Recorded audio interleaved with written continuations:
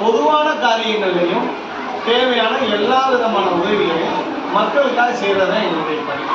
ஓகேங்களா? ஒரு உதாரணத்துக்கு உங்கள் வீட்டில் உங்களுக்கு ஜாதி சான்றிதழ் கேட்டிருப்பாங்க அப்பா அம்மா.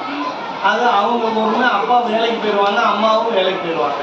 இல்லைன்னா அம்மா ஹவுஸ் ஒய்ஃபாக இருந்தால் கூட அவங்களுக்கு அந்த அலுவலகம் சென்றுலாம் ஒரு பணிகள் செய்து உங்களுக்கு ஜாதி சான்றிதழ் பெற்று தர முடியாது. அவங்க எங்கள்கிட்ட சொல்லும் போது நாங்கள் உங்களுக்கு தேவையான உதவிகளை வட்டாட்சியர்கிட்ட போய் சொல்லி உங்களுடைய கம்யூனிட்டி சர்டிஃபிகேட், இது மாதிரி தேவையான இன்கம் சர்டிஃபிகேட், இது மாதிரி வருமான சான்றுன்னு சொல்கிறாங்க பார்த்தீங்களா, இந்த மாதிரி சான்றுகளை பெறப்பட்டு உங்கள் வீட்டில் கொடுத்து உங்களுடைய கல்வி உயர்வுக்காக நாங்கள் உங்களுடைய ஒத்துழைப்பாக இருக்கோம். சரிங்களா? சரியா?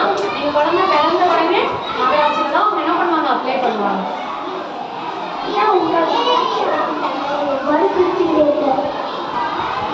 நகரமன்ற தலைவர்.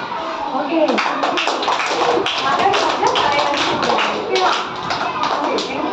எங்க குழந்தைங்க ரொம்ப அழகா கேட்டீங்கன்னா வேற யாராவது கேள்வி கேட்கணுமாமா? கேட்டீங்களா?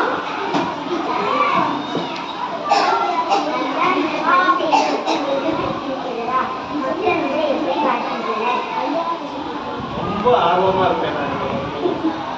சேவைங்கிறது கான்வென்ட்ல படித்ததுனால தான் எனக்கு வந்தது. உங்களுக்கு அதெல்லாம் வேணும். சுயநலமாக வாழக்கூடாது, பிறருக்காக உழைக்கணும், பிறருக்காக வாழணும். நமக்காக மட்டும் வாழக்கூடாது, பிறருக்காக வாழணும். அந்த சிந்தனையை முதல்ல நம்ம வளர்க்கணும். சரியா?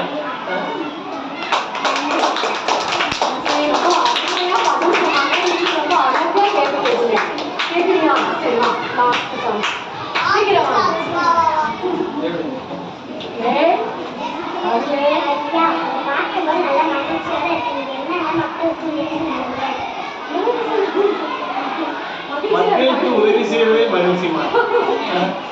மக்களுக்கு என்ன விதமான உதவியும் முதல்ல நம்ம போய் செஞ்சு அவங்கள்ட்ட ஒரு பாராட்டுகள் நான் வாங்குறேன்ல, இதுதான் எனக்கு நல்ல ஒரு மகிழ்ச்சியா இருக்கும். அன்னைக்கு நாள் போகும்போது போமா மக்கள் பணி செய்வதுதான் மகிழ்ச்சி அப்படின்னு சொல்லாங்க. இன்னைக்கு நம்ம கூட வந்தது ஒரு மிகப்பெரிய மகிழ்ச்சி அல்லவா? நான் இந்த ஸ்கூல்ல நான் இந்த கிளாஸ் ரூம்ல பேசுறதே பெரிய மகிழ்ச்சியா இருக்கு. கடைசியாக தேவதாசி ஒரு சின்ன நன்றி உரை சொல்லுவாங்க.